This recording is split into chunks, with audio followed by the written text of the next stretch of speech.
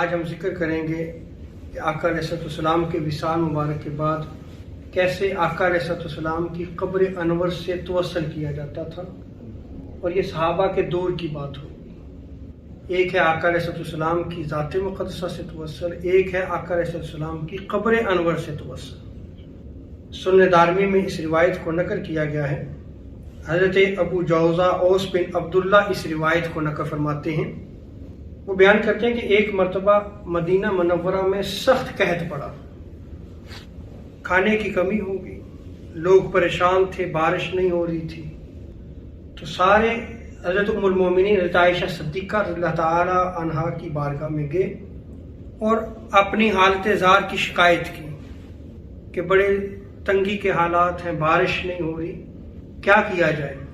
جب یہ شکایت کی تو ام المومنین حضرت عائشہ صدیقہ رضی اللہ تعالی عنہا نے آپ نے فرمایا کہ آپ آقا علیہ السلام کی قبر انور پہ جاؤ، روضہ اقدس کے پاس وہاں ایک کھڑکی آسمان کی طرف کھلتی ہے، اس کو کھولو، اور قبر انور اور آسمان کے درمیان کوئی پردہ حائل نہ رہے۔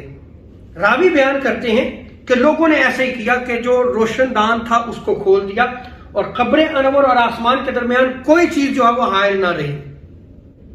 راوی بیان کرتے ہیں کہ اسی وقت بارش برسنا شروع ہوئی، اور چھم چھم بارش جو ہے وہ برسنا شروع ہوئی، یہاں تک کہ اس بارش کے باعث خوب سبزہ اگا، اور اونٹ سبزہ کھا کھا کر اس قدر موٹے ہو گئے کہ جیسے وہ چربی سے پھٹ جائیں گے، اور اس سال کا نام عام الفتق رکھا گیا، یعنی پیٹ پھٹنے کا سال رکھ دیا گیا۔ یعنی اس قدر جانور جو ہے وہ گھاس کھا کے موٹے تازے ہو گئے۔ تو دیکھیں عمل کیا کیا انہوں نے۔ ام المومنین عائشہ صدیقہ نے یہی بیان کہ قبر انور اور آسمان کے درمیان کوئی چیز حائل نہ رہے، اس کو کھول دو اور بارش خوب برسے۔ اچھا، یہ عمل اہل مدینہ نے قائم اور دائم رکھا۔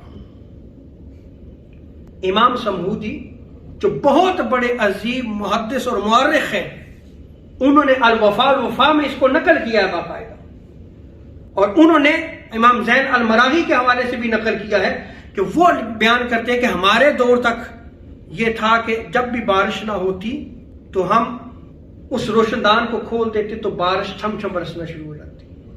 اور امام سمودی پھر اپنے دور میں جو ہے وہ بیان کرتے ہیں کہ ہمارے دور میں بھی یہی ہے کہ جب بارش نہیں ہوتی ہم یہی عمل کرتے ہیں۔ یعنی اہل مدینہ نے اس عمل کو قائم اور دائم رکھا۔